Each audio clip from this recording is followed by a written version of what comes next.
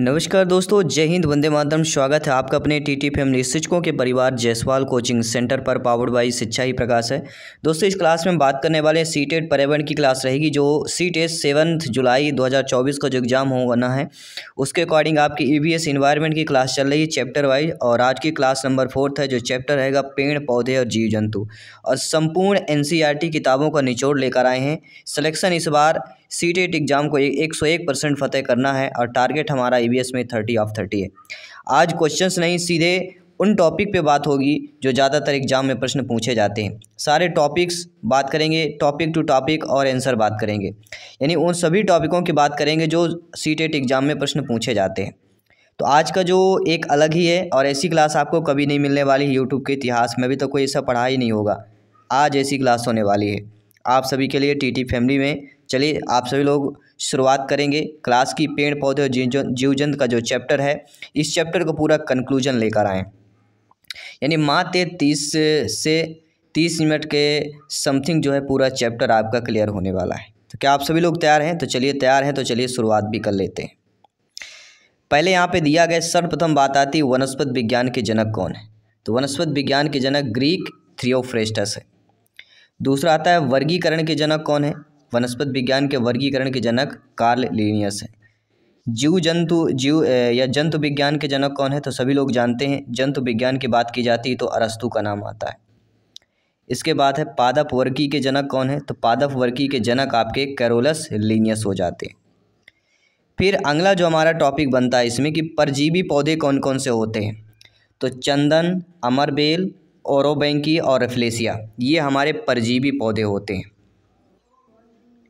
इसके बाद मृतोपजीवी पौधे कौन होते हैं। तो कुकुरमुत्ता और राइजोपस ईस्ट, ये क्या होते हैं, हमारे मृतोपजीवी पौधे होते हैं। स्क्रीनशॉट लेते जाइएगा या टेलीग्राम ग्रुप पे ज्वाइन कर लीजिए, free of cost notes material सब कुछ आपको मिल जाएगा। टेलीग्राम में सर्च करना है जायसवाल कोचिंग सेंटर। मृतोपजीवी पौधे की बात करते हैं तो कुकुरमुत्ता राइजोपस ईस्ट की बात आती है। इसके बाद जो सहजीवी पौधे होते हैं, तो कौन कौन से सहजीवी पौधे होते हैं, ये आपके एग्जाम में पूछा जाता है। तो लाइकेन और कवक शैवाल, ये कौन से होते हैं, सहजीवी पौधे होते हैं। इसके बाद कीट भक्षी कौन कौन पौधे होते हैं जो कीटों को खा के अपना जीवन करते हैं। तो नेफेंथिस जो अक्सर पूछा जाता है। इसके बाद ड्रोसेरा भी है और आपका यूट्रिकुलेरिया और घटपर्णी नेफेंथिस ज़्यादातर एग्जाम में नाम आता है, लेकिन ड्रोसेरा और आपका यूट्रिकुलेरिया भी आते हैं कीट भक्षी पौधे की कैटेगरी में। इसके बाद है कि एकमात्र जलीय कीट भक्षी पौधा का नाम बताइए, प्रश्न आ गया। तो वह एकमात्र जलीय कीट भक्षी पौधा यूट्रिकुलेरिया, जो कि एक जलीय कीट भक्षी पौधा होता है। कीट भक्षी पादप जिस मृदा में उगते हैं उसमें कौन सा तत्व नहीं होता है। तो नाइट्रोजन नहीं होगा। जहाँ पे नाइट्रोजन नहीं होगा वहीं पे कीट भक्षी पादप मृदा में उग पाते हैं। मरुस्थल में उगने वाले पौधे को क्या कहा जाता है। जो मरुस्थल में पौधे उगते हैं उनको जीरोफाइट कहा जाता है। इसके साथ नमकीन तथा दलहली स्थान में उगने वाले पौधों को क्या कहते हैं। नमकीन तथा जहाँ पे खारा पानी होता है, खारा मिट्टी हो, पानी वहाँ पे दलदली स्थान हो, तो वहाँ पे जो पौधे उगते हैं उनको हेलोफाइट्स बोला जाता है। इसके साथ जल में उगने वाले पौधों को हाइड्रोफाइट बोला जाता है। यानी मरुस्थल में जो उगते हैं उनको जीरोफाइट, नमकीन दलहली में हेलोफाइट और जल में उगने वाले को हाइड्रोफाइट, तीनों याद रखिएगा। इसके बाद है खरपतवार नाशी कौन से होते हैं। तो 2,4-D। 4D का मतलब होता है डाइक्लोरोफेक्सनोस एक्टेड एस्टिक एसिड की बात की जाती है। क्या हो गया, 2,4 डाइक्लोरोफेनेक्सी एस्टिक एसिड की बात करते हैं।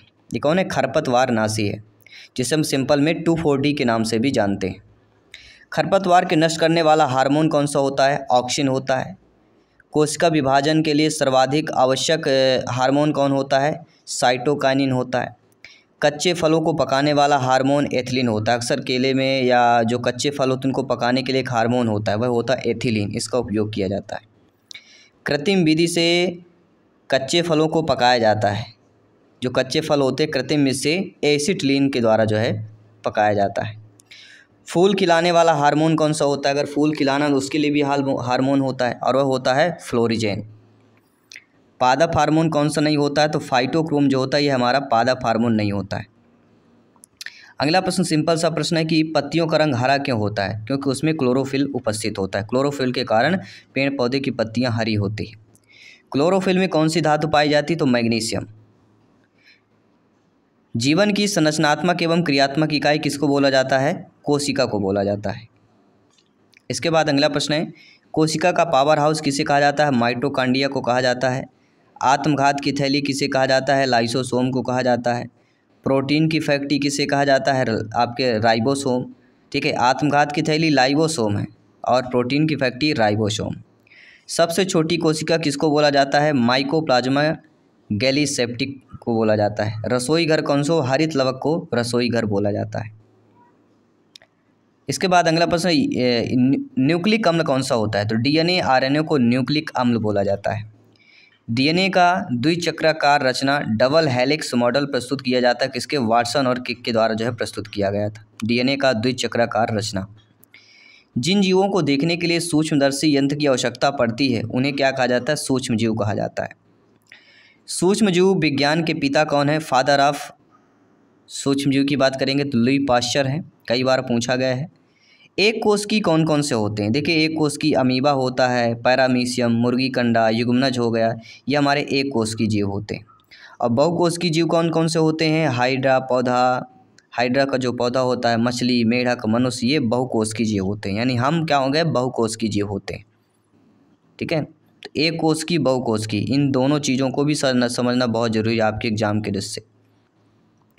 अगला प्रश्न है, एक कोष की जीव अमीबा किसकी सहायता से भोजन ग्रहण और गमन करता है? तो वह कूटपाद के कारण। किसके कारण? कूटपाद के कारण जो है, या कूटपाद से एक कोष की जो जीव अमीबा होता है कूटपाद की सहायता से भोजन ग्रहण और गमन करता। अगला है, स्लीपर जंतु के नाम से कौन जाना जाता है? तो पैरामीशियम। पैरामीशियम एक ऐसा जंतु है जो स्लीपर जंतु के नाम से जाना जाता है। कौन सा अंगक पादप कोशिका में अनुपस्थित होता है? तो तारक काव्य।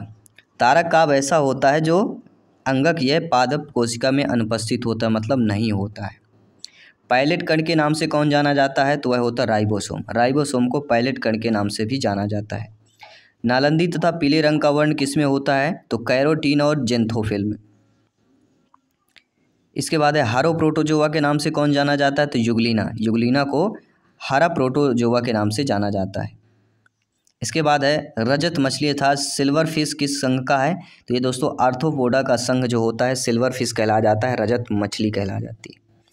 अब देखिए, महत्वपूर्ण तथ्य क्या होता है? महत्वपूर्ण तथ्य इसमें कि डेविल फिश ऑक्टोपस को बोला जाता है, कटल फिश सीपिया को बोला जाता है, स्टार फिश एस्टीरियस को बोला जाता है, भारतीय शार्क आपका स्कोलियोडान को बोला जाता है, विद्युत रे टारपीडो को बोला जाता है, उड़ान मीन मछली एक्सोसीटस को बोला जाता है, और समुद्री घोड़ा हिप्पोकैम्पस। ये आपको ध्यान देना है। इसके बाद अगला आता है कि सूक्ष्म जीव कौन कौन से होते हैं? तो प्रोटोजोआ, शैवाल, कवक, जीवाणु, विषाणु, ये हमारे क्या है? सूक्ष्म जीव कहलाते हैं। अगला, सूक्ष्म जीवों को मापने की इकाई यूनिट क्या होती है? माइक्रान होती है। ठीक है, 1 माइक्रान बराबर 1/1000 मिलीमीटर होता है। नीले हरे शैवाल कौन से होते हैं? तो एनीबीना और नास्टाक की बात करेंगे। यह शैवाल जो कालोनिकल रूप में रहता है वह हमारा वालवॉक्स कहलाता है। किस समूह में जीवों को डूबने में मृत्यु का पता लगाने में महत्वपूर्ण होता है? वह तो डायटम। जी हाँ, डायटम समूह होता है जो जीवों को डूबने में मृत्यु का पता लगाने में एक महत्वपूर्ण होता है। इसके बाद है, आयोडीन का निर्माण कहाँ पर होता है? तो आयोडीन का निर्माण लेमिनेरिया शैवाल से होता है। नाइट्रोजनी स्थिरीकरण में शैवाल का भाग कौन सा लेते हैं? तो एनाबीना और नास्टाक। जब नाइट्रोजन स्थिरीकरण होता है इसमें शैवाल का भाग कौन सा होता है? एनाबीना और नास्टाक होता है। नीले हरे शैवाल कौन से होते हैं? तो एनाबीना स्टाक की बात करते हैं। और अगला प्रश्न है कि टीबी रोग के इलाज के लिए कौन सा टीका प्रयुक्त किया जाता है? तो टीबी रोग के लिए बीसीजी का टीका, बैक्ल क्लेमेट केरिन की बात करेंगे। बीसीजी का टीका टीबी रोग के इलाज के लिए किया जाता है। डबल रोटी बनाने में कौन काम आता है? तो डबल रोटी बनाने में ईस्ट काम आती है, जिसे हम सैकोरोमाइसीज सेरेविसी बोलते हैं। दोस्तों प्रथम प्रतिजैविक एंटीबायोटिक कौन होता है? तो यह होता है पेनिसिलिन। पेनिसिलिन की खोज किसने की थी? तो पेनिसिलिन की खोज अलेक्जेंडर फ्लेमिंग ने की थी। गन्ने का लाल सड़न रोग रेड रॉट ऑफ सुगरेस किसके कारण होता है? तो वह कोलेट्रोट्राइकम फाल्केटम के द्वारा होता है। अगला है आलू का अंगमारी रोग जो होता है वह किसके कारण होता है? तो फाइटोफथोरा इन्फेस्टांस।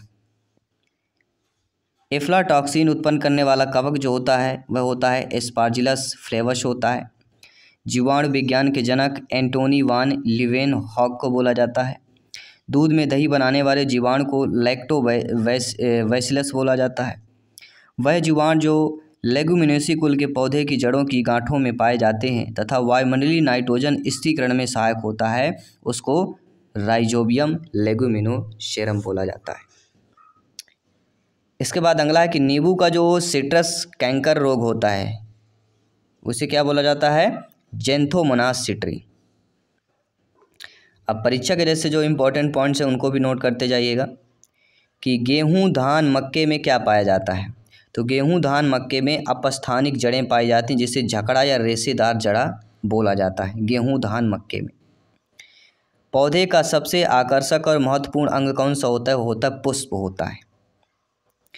किसी पौधे में वाष्पोत्सर्जन की क्रिया कम करने के लिए पत्तियां मांसल या कांटों या सल्कों के रूप में पाई जाती हैं। कौन कौन से? नागफनी और सतवार में, जिसे हम सतावर बोलते हैं।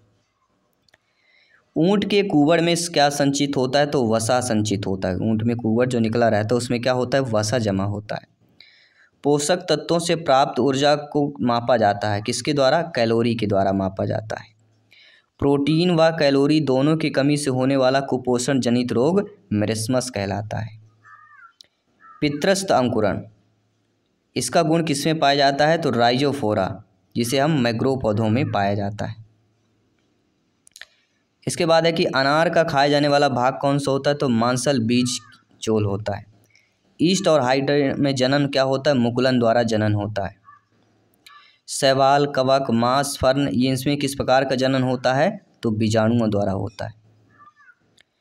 बीजों के अंकुरण में कौन सा प्रकाश सबसे अधिक प्रभावी होता है? तो होता है बीजाणु द्वारा। इसके बाद है विभिन्न सूक्ष्मजीव और उनके उपयोग। जो ईस्ट है सूक्ष्मजीव है, इसका उपयोग किसमें किया जाता है? ब्रेड बनाने में और पेस्ट्री उद्योग में किया जाता है। लैक्टोबैसिलस सूक्ष्मजीव का प्रयोग दूध को दही बनाने में किया जाता है। राइजोबियम का उपयोग नाइट्रोजन के स्थिरीकरण में किया जाता है। लैमिनेरिया शैवाल का आयोडीन बनाने में किया जाता है। एनाबिना नॉस्टॉक का नाइट्रोजन स्थिरीकरण में किया जाता है। पेनिसिलियम का उपयोग पेनिसिलियम या पेनिसिलिन बनाने में किया जाता है। इसके बाद है 1943 में बंगाल में धान की फसल किस कवक के कारण नष्ट हुई और वहां पर अकाल पड़ा था? वह दोस्तों हेलमिंथोस्पोरियम ओराइजी के कारण जो है पश्चिम बंगाल में धान की फसल नष्ट हो गई थी और इस कवक के कारण जहां पर जो है धान का अकाल पड़ गया था चावल के लिए। ज्वर नियंत्रण में आमतौर पर सबसे अधिक प्रयोग की जाने वाली औषधि पैरासीटामोल होती है। अगला जीवाणुओं और लैंगिक जनन की खोज किसने की थी? तो लैडरवर्ग तथा टाटम ने की थी। अगला है मनुष्य के आंत में पाए जाने वाला जीवाणु कौन सा होता है? ई कोलाई होता है। हमारे आप में जो आंतों में पाए जाने वाला जीवाणु होता है उसको क्या बोलते हैं? ई कोलाई बोला जाता है। इसके बाद अगला कि वनस्पत जगत के एम्फीबिया कौन सा कहलाता है? तो ब्रायोफाइटा। जी हाँ, amphibians of plant kingdom Bryophyta. दोस्तों ये ब्रायोफाइटा है क्या चीज़ दोस्तों? तो ब्रायोफाइटा आपका स्फेनगम, मास, मर्केंसिया ये सब हमारे ब्रायोफाइटा कहलाते हैं। नग्न बीज पौधे क्या कहलाते हैं? तो जो जिम्नोस्पर्म होता है ऐसे बीजों को नग्न बीज बोला जाता है। नग्न बीज पौधे कौन कौन से होते हैं? तो साइकस और पाइनस ये कौन से होते हैं? नग्न बीजी पौधे कहलाते हैं। सबसे बड़ा बीजांड पाया जाता है किसमें पाया जाता है? साइकस में। जी हाँ, साइकस में सबसे बड़ा बीजांड पाया जाता है। जीवित जीवाश्म कौन से होते हैं? तो साइकस, गिंगो, बाइलोबा और स्क्विया ये हमारे क्या है? जीवित जीवाश्म होते हैं। कैंसर के उपचार में आने वाली औषधि को क्या बोला जाता है? टेक्साल बोला जाता है। कोलेराइड जड़ें पाई जाती हैं, साइकस में जो है कोलेराइड जड़ें पाई जाती हैं। अगला है क्रूसीफेरी कुल के उदाहरण कौन कौन? तो सरसों, गोभी, राई, ये किस कुल के उदाहरण हैं? क्रूसीफेरी।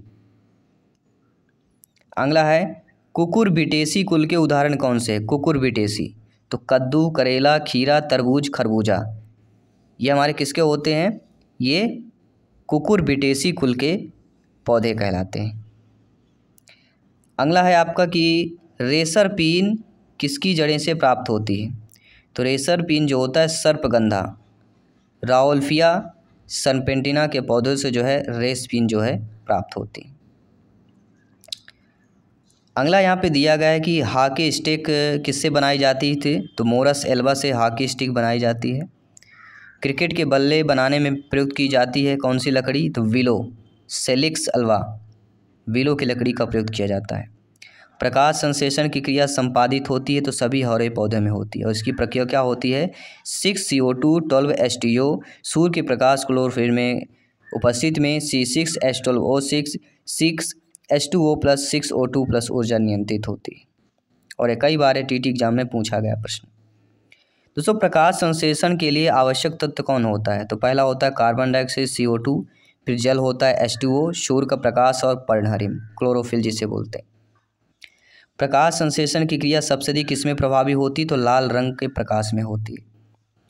प्रकाश संश्लेषण की क्रिया में सबसे कम प्रभावी किसमें होता है? हरा रंग, सबसे अधिक लाल रंग में होगा और सबसे कम जो है हरे प्रकाश में होगा। वाष्पोत्सर्जन की दर किससे मापी जाती है? जो वाष्पोत्सर्जन होता है इसकी दर मापना होता है तो इसके लिए क्या होता है? किसके द्वारा? पोटोमीटर से नापा जाता है। अगला एक बीजी पत्री कौन कौन से होते हैं? तो प्याज, धान, गेहूँ, मक्का, ये हमारे एक बीजी पत्री पौधे कहलाते हैं। दूसरा है द्विबीजी पौधे कौन से कहलाते हैं? तो मूली, सरसों, मटर, चना, ये द्विबीज पत्री कहलाते हैं। जैसे बीज अंकुरित होगा तो 2 पत्ते निकलेंगे, लेकिन प्याज, धान, गेहूँ, मक्का में ये एक निकलता है, ये तो एक बीजी पत्ती कहला जाता है। और द्विबीज पत्ती जिसमें मूली, सरसों, मटर, चना, इसमें बीजों से 2 पत्तियां अंकुरित होती हैं, इसलिए द्विबीज पत्री कहला जाता है। पौधे में खनिज लवणों का परिवहन किसके द्वारा होता है? तो ये जाइलम के द्वारा होता है। आई होप सभी लोग अच्छे तरीके से समझ पा रहे होंगे। प्रत्येक भाई बहन गृहिणी सभी को कमेंट करना है जिनका सपना है CTET एग्जाम को फतेह करना, TT एग्जाम को फतेह करना। जायसवाल सर आप सभी का अभिनंदन और स्वागत करते हैं।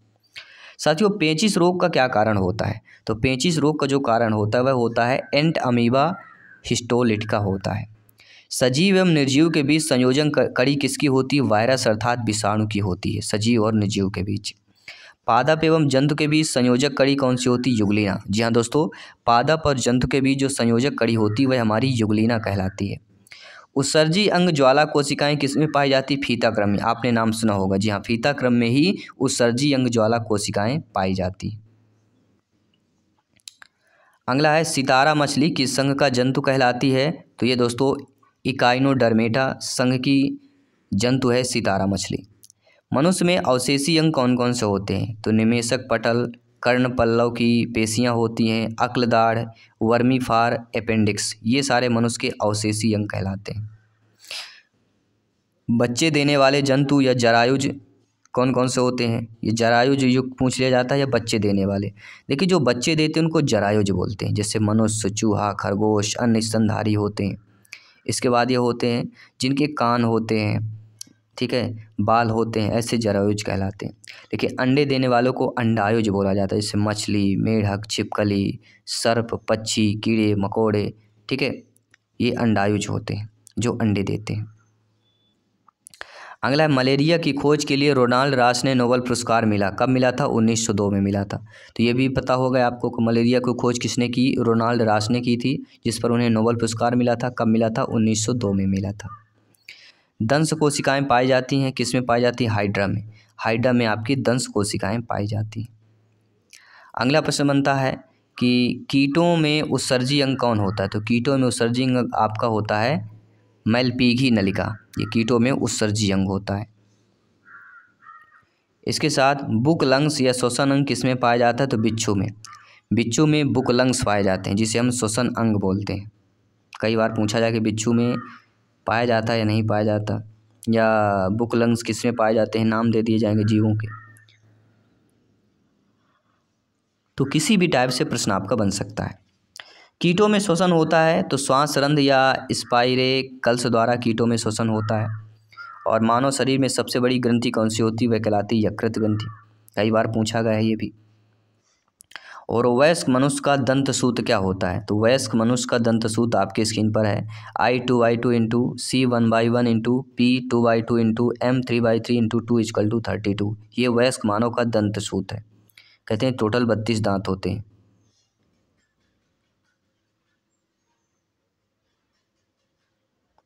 तो अमाशय में HCl का कार्य क्या होता है? हाइड्रोक्लोरिक का भोजन में उपस्थित जीवाणुओं को नष्ट करने का कार्य होता है। पचे हुए भोजन का अवशोषण किसमें होता है? तो रसांकुर द्वारा होता है। अगला है मनुष्य के हृदय में कितने कक्ष होते हैं? तो 4 कक्ष होते हैं, 2 अलिंद होते हैं, 2 निलय होते हैं। एक वयस्क स्वस्थ व्यक्ति का हृदय 1 मिनट में कितनी बार धड़कता है? 72 बार धड़कता है। पल्मोनरी धमनी में प्रवाह किसके द्वारा होता है? तो अशुद्ध रक्त होता है। जो अशुद्ध रक्त होता है ये कार्बन डाइऑक्साइड जिसे होता है ये पल्मोनरी धमनी में प्रवाह करता है, जो अशुद्ध रक्त होता है। पल्मोनरी शिरा में प्रवाह क्या होता है? शुद्ध रक्त। देखिए पल्मोनरी धमनी में अशुद्ध होगा लेकिन शिरा में, पल्मोनरी शिरा में शुद्ध रक्त होता है, ऑक्सीजन युक्त होता है। रुधिर पंसरण की खोज किसने की? विलियम हार्वे ने की। हृदय स्पंदन की दर मापी जाती है स्टेथोस्कोप से, जो डॉक्टरों के पास होती है वो उसे, इसको ही आला जिसे बोलते हैं उसे ही स्टेथोस्कोप बोला जाता है।